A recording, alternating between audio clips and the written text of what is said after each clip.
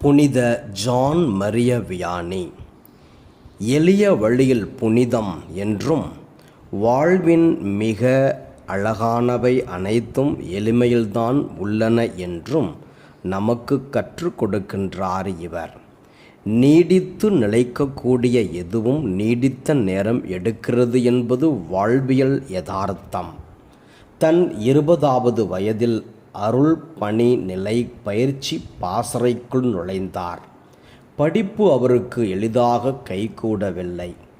மத்தியாஸ் லோரஸ் என்ற அவருடைய சக மாணவர் 12 வயது அவருக்கு தனிப்பட்ட வகுப்புகள் எடுத்தார். வியானி தான் எடுக்கும் பாடங்களை புரிந்து கொள்ள முடியாத அளவுக்கு மந்த புத்தி உள்ளவராக இருக்க கண்டு ஒரு நாள் எல்லார் முன்னிலையிலும் அவரை கன்னத்தில் அறைந்து விடுகின்றார். ஆனால் அவர் மேல் எந்த கோபமும் கொள்ளாமல் தன்னை விட 8 வயது குறைவான அந்த இளவலின் முன் முழந்தாள் படியிட்டு மன்னிப்பு கேட்கின்றார். மத்தியாசின் உள்ளம் உருகுகின்றது. அழுகை மேலிட முழந்தாளில் நின்ற வியானியை அப்படியே தழுவிக்கொள்கின்றார். பிற்காலத்தில் டுபுக், அமெரிக்க ஐக்கிய நாடுகள் மறைமாவட்டத்தின் ஆயரான மத்தியாஸ் தன் வாழ்வின் இறுதி கட்டத்திலும் வியானியின் வார்த்தைகளில் இருந்த இயலாமையை நினைத்து பார்த்தார். மனிதர்களின் பார்வையில் குதிரைகளும் சிங்கங்களும் புலிகளும் யானைகளும் மேன்மையாக தெரிந்த அக்காலத்திலும் தெரிகின்ற இக்காலத்திலும் கழுதை மட்டுமே ஆண்டவருக்கு தேவையாக இருந்தது என்று புரிந்தவர், வாழ்ந்தவர், புனிதராக உயர்ந்தவர். வியானியிடம் அருள் பணியாளர்கள் கற்கும் பாடங்கள் எவை? 1. அருள் பணியாளர் அடையாளம் போதும். நான் ஓர் அருள் பணியாளர், அது போதும் எனக்கு. இதுதான் வியானியின் வாழ்வின் இலக்கு, நோக்கம், செயல்பாடு என இருந்தது.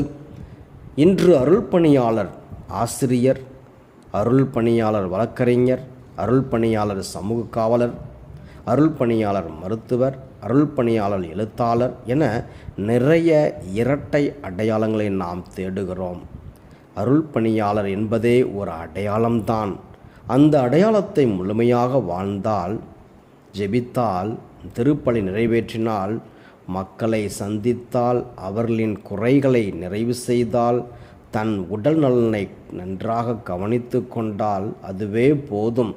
தன் ஒற்றை அடையாளத்தை நிறைவாக ஏற்று அதை முழுமையாக வாழ்ந்தார் வியானி.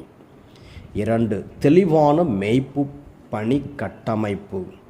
வியானியின் மேய்ப்பு பணி கட்டமைப்பு 3 விடயங்களை மட்டுமே கொண்டிருந்தது. திருப்பலி நிறைவேற்றுதல், பாவ சங்கீதனம் கேட்டல், மறைக்கல்வி கற்பித்தல். அவருடைய சம காலத்தில் இதுதான் மக்களின் தேவையாக இருந்தது. தேவைகளை உணர்ந்து தெளிவாக தன்னை கட்டமைத்து கொண்டார் வியானி. ஒவ்வொரு அருள் பணியாளரும் இலக்கு தெளிவுடன் இருக்க வேண்டும் என நம்மை அழைக்கின்றார். 3. மாற்றம் கண்முன்னே நடக்கும். மது, கேளிக்கை, பொழுதுபோக்கு என்ற 3 பிறழ்வுகள் கோலோச்சிய இடத்தை தன் ஜெபத்தாலும் உடனிருப்பாலும் எளிய வாழ்வாலும் புரட்டி போட்டார் வியானி. யாருமே செல்ல அஞ்சிய ஓர் இடத்திற்கு ரயில்களில் மக்கள் குவிந்தனர். தன் கண்முன்னே மாற்றத்தை கண்டார் வியானி. நம் கண்முன்னே மாற்றத்தை காண இயலாத போதுதான் அருள்பணி வாழ்வில் சோர்வு வருகிறது. மாற்றம் நம் கண்முன்னே சாத்தியம் என உணர்த்துகிறார் வியானி.